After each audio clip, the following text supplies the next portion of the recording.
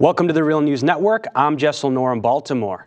The so-called Tres Amigos Summit is underway in Mexico right now, bringing together the leaders of the U.S., Canada, and Mexico. Now joining us to give their response are two guests.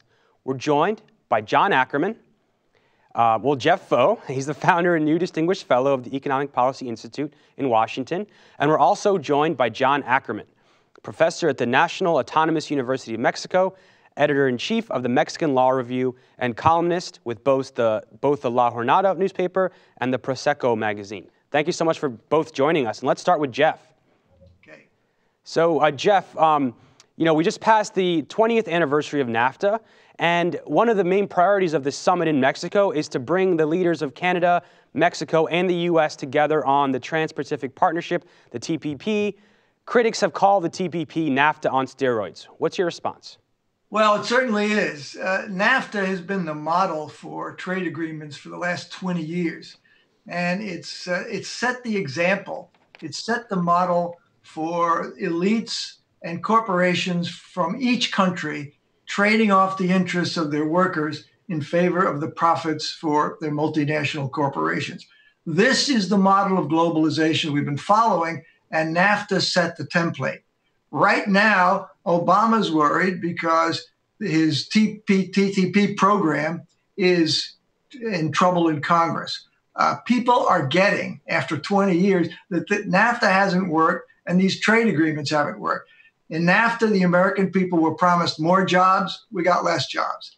They were promised higher wages, wages went down, and they were promised less illegal immigration from Mexico. And what NAFTA did was disrupt the agricultural sector and small business sector of Mexico so badly that, as we know, illegal immigration exploded.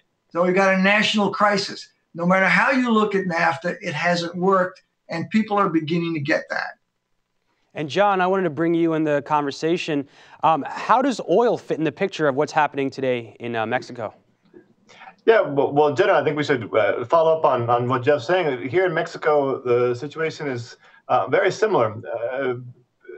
Economic growth, equality, strengthening of the economy in Mexico has not happened. These were promises also 20 years ago. What we've had is an increase in subordination of any capacity of the Mexican state to actually direct economic development, have a national development program, redistribute wealth and income.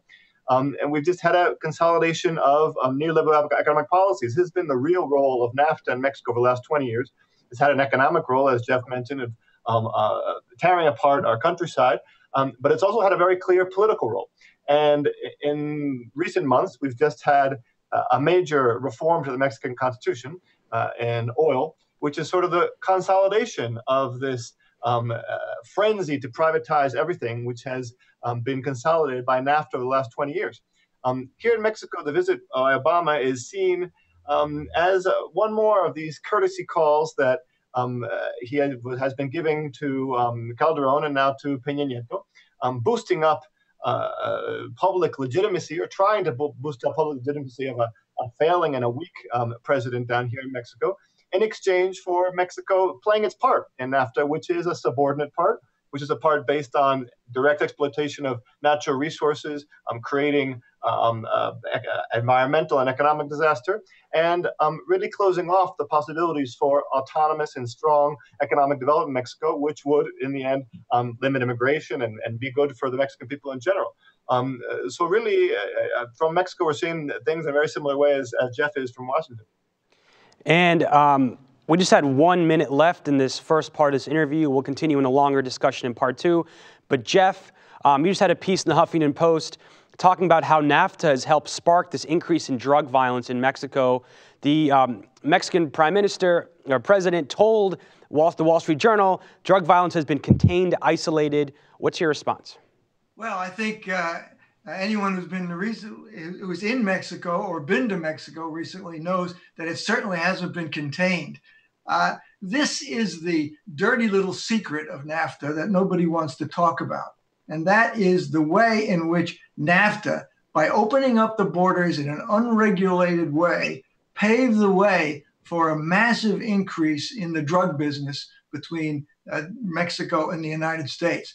Free trade after NAFTA turned out to be, to some degree, drugs from Mexico in exchange for guns from the United States. And it has cost Mexico, by the estimates I've seen, 80,000 murders over the last 6 or 7 years. And the state of Michoacan, as well as others, is close to chaos because of this. And we're going to hold this conversation here. There's a lot more to talk about, so go to therealnews.com for the extended interview. Thank you so much for joining us.